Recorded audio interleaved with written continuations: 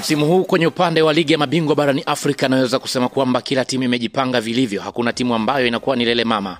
Ukicheza vibaya basi utajikuta unapoteza. Ndicho ambacho kiliwakuta kwa upande wa klabu ya Yanga kwenye mechi iliyopita, hata kwa upande wa Orlando Pirates ambapo walikwenda pale nchini Kongo wakapoteza kwa mabao 3-0 dhidi ya FC Lupopo. Ya maana kwamba hii yote inaonyesha kwamba kila timu imejipanga na inahitaji kwenda kwenye hatua ya makundi.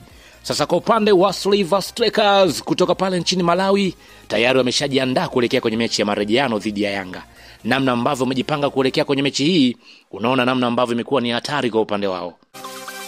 Tayari wameanza kutengeneza mazingira ya kwenda kwenye hatua ambayo inafuata, yani hatua ya makundi. Mawazo yao ndicho kitu ambacho wanakifikiria zaidi kwenye mechi hiyo. Ni kitu gani hasa ambacho wamejipanga? Utakwenda kufahamu hapa. Lakini kabla sijakwenda kukupatia taarifa hii, nikukumbushe tu kwamba hii hapa ni Swahili Media. Kama bado hujaweza kusubscribe, basi nikuombe subscribe ili tuwe pamoja siku zote. Mimi naitwa Chicharito. Karibu tuweze kuangazia taarifa hii kiundani zaidi.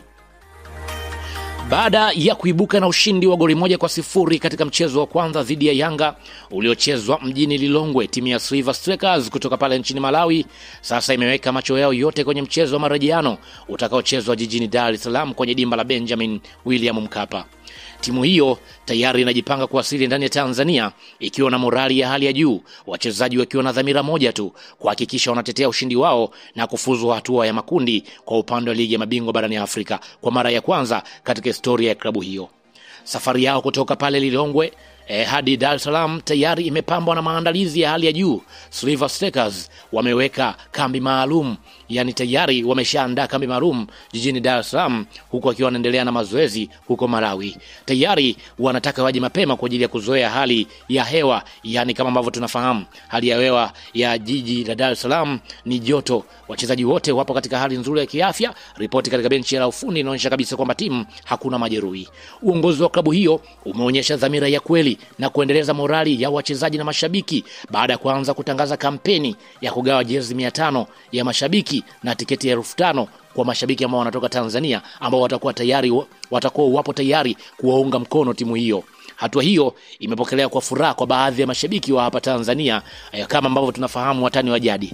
Kwa upande wa Simba na Yanga, utani wao umeelekea mpaka uwanjani, jambo ambalo na wanaamini kwamba Yanga wanaweza kupoteana. Kampeni hiyo inatarajiwa kufanyika katika maeneo mbalimbali jijini Dar es Salaam kama vile maeneo ya Kariakoo, Posta na maeneo yote yanayozunguka Dar es Salaam. Lengo ni kuwavuta baadhi ya mashabiki ambao watakuwa nao pamoja kuelekea mechi hiyo.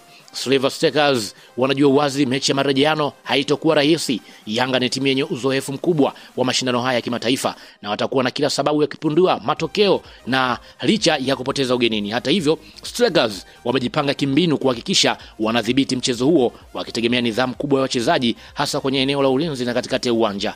Kama ambavyo tunafahamu, kwa upande wa mechi iliyopita waliweza kuibuka na ushindi, lakini kwenye mechi hii wanahitaji tena kuweza kuondoka na ushindi ili wajiweke kwenye mazingira mazuri. Tayari baadhi ya mashabiki wamewaambia uongozi wa Silver Strikers kwamba wao wasijari, mashabiki wengine watakuta ndani ya Tanzania hapa, yani mambo yako vizuri. Kwa hiyo kwa upande wa Strikers kwenye mechi ya marejeano wamejipanga kweli kweli, wanahitaji kumfunga Yanga ili waende kwenye hatua inayofuata. Hicho ndicho kitu kikubwa ambacho tunakisubiri kuona nini hasa ambacho kitajitokeza kwenye mechi ya